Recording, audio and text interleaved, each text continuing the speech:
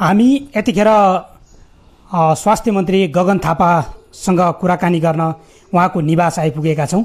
खास गरेर बिहान कपनमा जुन किसिमको स्वास्थ्य मन्त्री गगन थापाले मतदातालाई प्रभावित पार्ने गरी पैसा बाँड्नुभयो भन्ने आरोप उहाँमाथि लगाइएको थियो, त्यसको हामीले प्रत्यक्ष प्रसारण गरेका थियौँ त्यहाँबाट पनि। अहिले खास त्यो घटना के भएको हो त्यस विषयमा कुराकानी गर्न म स्वास्थ्य मन्त्री गगन थापा कहाँ आइपुगेको छु। म उहाँलाई हार्दिक स्वागत गर्न चाहन्छु। धन्यवाद।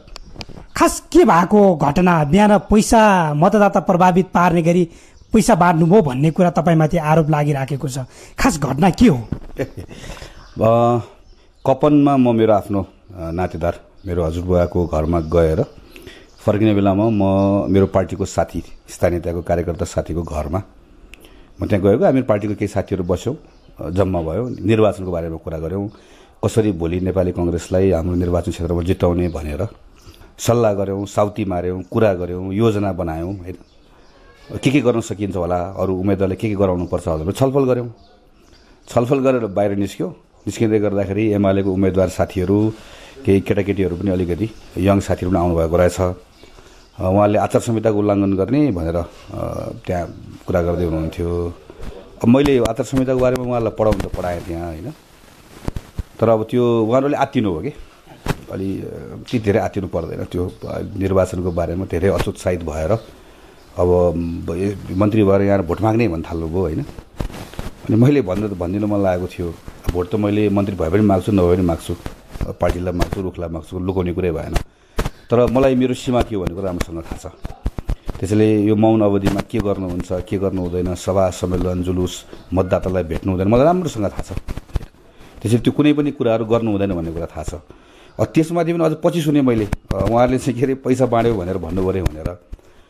त्यसो भन्दै गर्दा चाहिँ म उहाँहरूलाई भन्छु, तपाईँहरू थप बुढाली कण्ठको मतदाताको अपमान गर्दै हुनुहुन्छ। म यो निर्वाचन क्षेत्रमा नेकपा एमालेको उम्मेदवारलाई 50% बढी मतले पराजित गरेर आएको हुँ, होइन। र यो निर्वाचन क्षेत्रमा चाहिँ म सधैँभरि माया नै पाएर बसेको हुँ। र यो काठमाडौँको बुढानीगढ नगरपालिकाको मतदातालाई मैले मात्र होइन, नेकपा एमालेको उम्मेदवारले पनि पैसा बाँड्दैन, माओवादीले बाँड्दैन। हाम्रोमा त सबै हाम्रो पार्टीको उम्मेदवारहरू जो लाग्नु भएको छ, एमालेको उम्मेदवार हाम्रो उम्मेदवारलाई पनि त्यहीँको स्थानीय साथीहरूले चुनावको खर्च उठाएर दिने ठाउँ हो यो।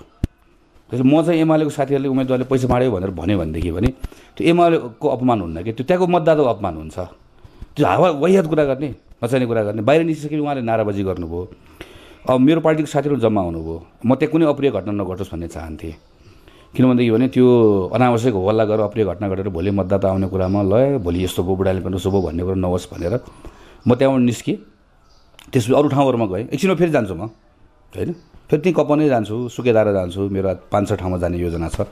पार्टीको साथीसँग जान्छु, बस्छु, छलफल गर्छु, भोलि कसरी मतदाता बढी लिएर जाने, कहाँ लिएर जाने भन्ने कुरा चाहिँ यो आचार संहिताको उल्लङ्घन हो। यो आचार संहिता के हो, आचार संहिता के होइन, के गर्नुहुन्छ, के गर्नु, अझ मैले सकेसम्म त्यो पनि फेरि मन्त्रीकै गाडी भयो भनेदेखि भने त्यो मन्त्रीको गाडी निर्वाचन क्षेत्रमा घुम्दै गर्दाखेरि पनि ल मन्त्री आयो भन्ने होला भनेर अझै त्यो यसो सोचेँ, आज त्यो गाडी पनि किन त्यो प्रयोग गर्नु भनेर प्राइभेट भेहिकलमा त्यहाँ जाँदै गर्दाखेरि पनि हावा कुरा गर्ने बेकारमा चाहिँ यो एउटा प्रचार प्रसार सबै कुरा एउटा सीमा हुन्छ नि, के गर्ने, के नगर्ने, के बोल्ने, के नबोल्ने भन्ने कुराको। त्यसमा मलाई अरू के पनि छैन, होइन, अरू बाँकी रहेको कुराहरूको बारेमा यो भयो त्यो भन्ने कुरा के छैन। तर त्यो बुढानी कण्ठको मतदाताहरूलाई यहाँ चाहिँ प्रभावित गर्न अझ अरू कसले हो यहाँ साडी बाँड्यो, यहाँ आएर पैसा, अब त्यो हाम्रो बुढानी कण्ठ नगरपालिकामा यहाँ कसैले पैसा बाँडेर साडी बाँडेर भोट माग्ने ठाउँ हो यो। साडी लगाए त 1000 रुपियाँ पनि बाँड्नुभयो भन्ने कुरा आएर यस्तो ननसेन्स। यो एकछिनलाई ठिक छ, ल मेरो बारेमा त एउटा धारणा बनाउनु पऱ्यो, ल, होइन, काङ्ग्रेसको मान्छे हो भनेर चाहिँ बुढानी कण्ठको जोरधारा भन्ने जुन ठाउँमा गएर आएँ, होइन, जहाँ जुन मान्छेहरू बस्नुहुन्छ त्यहाँ सारीकै मैले 4 आना जग्गा दिए पनि कोही मान्छेले कसैलाई भोट हाल्दैन। त्यहाँ त्यो बुढानी कण्ठमा काम गर्ने एमालेको साथीहरू त्यति थाहा छैन। बुढानी कण्ठ नगरपालिकाभित्रको मतदातालाई त्यहाँभित्र आफै जो आफ्नो सबैजना मान्छे त्यहाँ गरिखाने मान्छेहरू एक त, होइन, त्यो मेरो नेचर के हो, मेरो क्यारेक्टर के हो भन्ने कुरा मेरो क्षेत्रको सबै मान्छेलाई थाहा छ।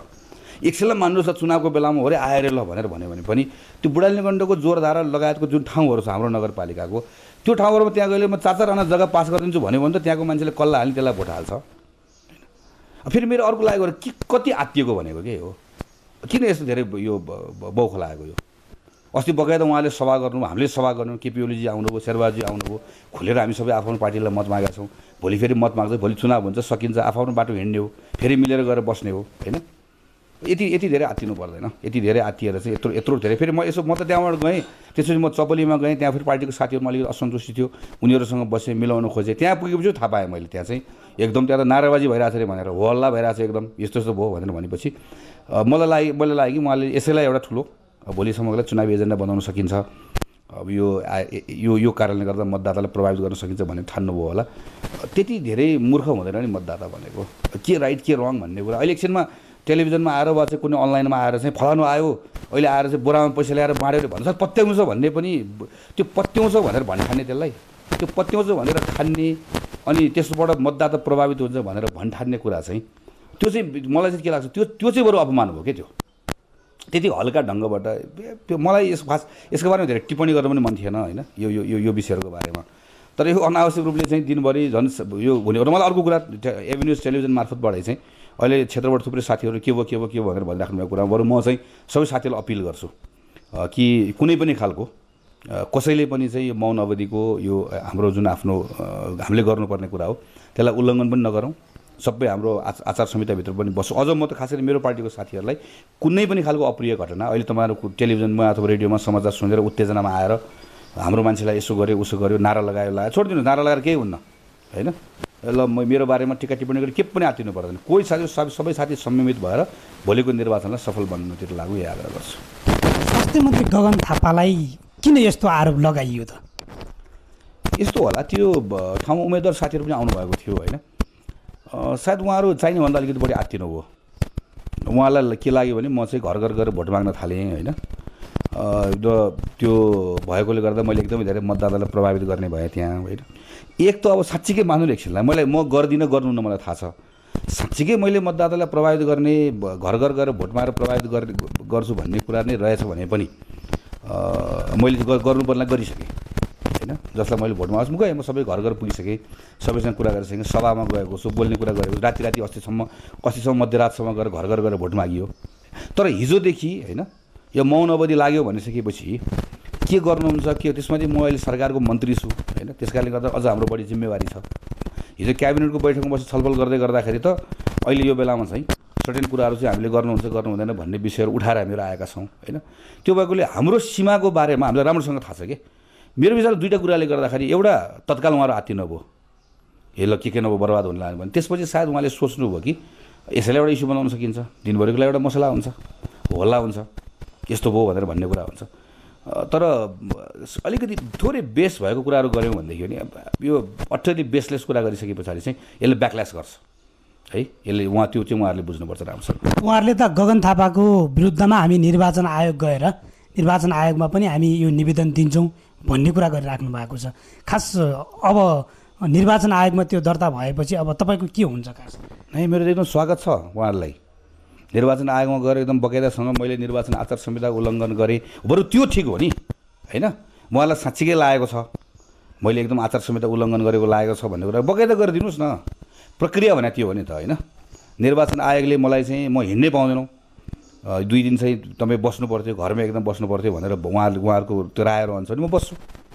नभए त म त बकाइदा मैले भने म बिहानभरि पनि घुमेर आएको, अहिले पनि जान्छु। अहिले एकछिन म खाना मात्र घर आएको, दिउँसभरि पनि घुम्छु। अब म बरु उहाँहरूलाई बताइदिन्छु मैले चपली जान्छु, एकछिनपछि म कपन जान्छु, त्यहाँबाट सुकेदारा जान्छु, त्यसमा 8 नम्बर वडामा हुन्छु, होइन। अनि त्यसपछि म एकछिन 1 नम्बर वडा नक्सालमा हुन्छु। बरु उहाँलाई कति बजे म कहाँ पुग्छु भन्ने कुरा पनि कोलाई थाहा पाउन मन छ, त्यो पनि म सबैलाई जानकारी गराइदिन्छु। निर्वाचन आयोगले मलाई त जान पाउँदैनस्, त आज घरभरि नै बस्नुपर्छ, त यो कुनै पनि ठाउँमा जान पाउँदैनस् भनेर भन्यो भने म जान्न।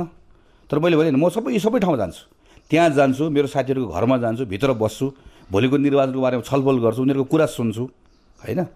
यो त मैले गर्नु पाउने कुरा हो नि, यो यस्तो हावा कुरा गर्ने हो। हस्, जानकारीका लागि धन्यवाद। हस्, धन्यवाद।